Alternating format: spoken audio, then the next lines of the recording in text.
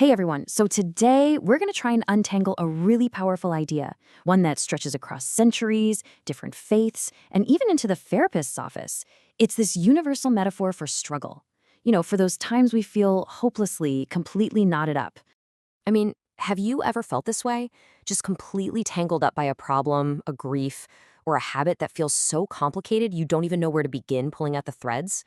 Well, that feeling of being stuck, that's a core part of the human experience. So first up, let's explore how this whole idea of a knot is just so much more than a figure of speech. It's actually a pretty profound symbol people have used for centuries to make sense of their toughest challenges. The metaphor just works perfectly, doesn't it? A real physical knot can feel absolutely impossible to solve. Sometimes the more you pull, the tighter it actually gets. It's a perfect mirror for that feeling of desperation when a problem in our life feels just as complex and binding. So to really get our heads around this shared idea, we're going to weave together wisdom from some, well, surprisingly different sources.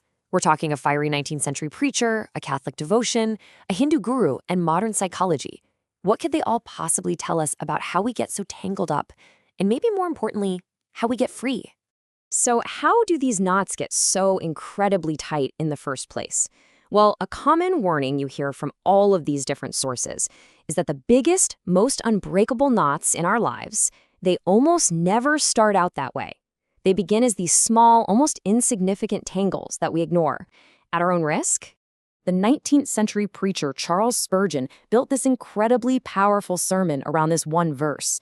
For him, it was the perfect illustration of how people become harnessed to their own struggles, starting with something as thin as a single thread and ending with something as strong as a cart rope. Spurgeon broke it down into this really powerful three-step process. First, he said, it starts with a cord of vanity, just a small, seemingly harmless habit, maybe a cynical thought you entertain for a moment. Then, thread gathers to thread, and those little cords start to twist into a real rope as the habit gets stronger, more ingrained. And then finally, it's an unbreakable cart rope. The person is held fast, basically harnessed to the weight of their own struggle. But here's where things get really fascinating.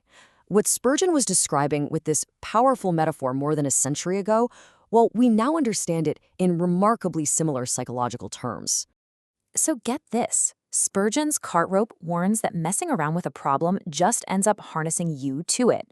And modern therapy, it uses the beach ball metaphor. Trying to suppress difficult emotions is like trying to hold a beach ball underwater. You know what happens, right?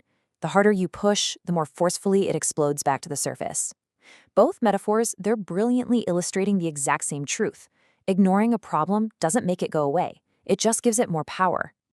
All right, so if that's how we get all tied up, how in the world do we get free? The first category of solutions we're going to look at relies on finding help from a source of grace and power that's outside of ourselves. Okay, so both Spurgeon and our Catholic sources, they point to the exact same core idea. The path to freedom is through what's called atonement. The belief is that Jesus, who was innocent, was bound and punished, and that act transformed the punishment into a sacrifice. And as Spurgeon puts it, this sacrifice is what can finally cut that cart rope of sin. It's basically freedom through substitution. Now, within that big idea, the Catholic tradition offers a very specific and personal way to seek out this help. It's called intercession. Basically, asking a powerful and compassionate advocate to step in on your behalf. And this brings us to this really beautiful devotion called Mary, Undoer of Knots. The central idea here is one of profound trust. A person literally takes the tangled, snarled ribbon of their life, that problem that feels utterly hopeless, and they entrust it into the hands of a spiritual mother, believing she can gently undo the knots that they can't. So this first path to freedom, it's really one of surrender. It's about admitting that the knot is too big for you to handle alone and placing your trust in a source of external grace and love to intervene for you. Okay, so now let's pivot and look at a completely different set of solutions. This one doesn't look for help from the outside, but for transformation on the inside. And this question, it really marks a fundamental shift in thinking. What if the power to untie the knot is already inside of us, just waiting for us to access it? For the Hindu guru Ma Anandamayi, the fundamental knot that binds every single one of us is want. She taught that we are so focused on what we lack, what we don't have, that we end up manifesting a life of just constant wanting. The solution isn't to get what you want, but to realize your true self, which she said is already pure bliss. And crucially, this isn't a passive thing. She says it's through our own actions that this feeling of want finally goes away. Now, modern acceptance and commitment therapy, or ACT, it offers a really similar internal path. It uses these great metaphors like the conveyor belt, where we learn to see our difficult thoughts as just boxes passing by that we don't actually have to pick up, or drop the rope, which asks us to just stop the tug of war with our difficult feelings.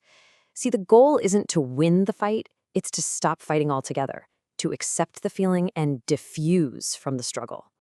So you can see these two really powerful internal paths to freedom. The spiritual path, it aims to dissolve the knot of want by realizing a deeper, truer self.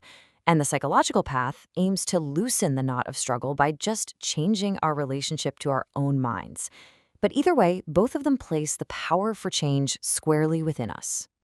Okay, so we have these two really different approaches, right? One is looking for grace from the outside, the other for transformation on the inside. But as we're about to see, they share a really powerful common thread. And this table really lays it out pretty clearly. On one hand, you have the faith-based approaches. They see the problem as things like sin or attachments, and the path to freedom is through grace or atonement. Then, on the other hand, you have the internal approaches. They see the problem as want or our constant struggle with our own thoughts, and the solution is self-realization or acceptance. They're different maps, for sure, but they both point toward liberation. I want to come back to this quote from Ma Anandamayi because it is so crucial. It highlights the power of our own agency. Whether you are actively praying, or surrendering, or meditating, or practicing acceptance, you are taking an action. You are choosing a different way forward.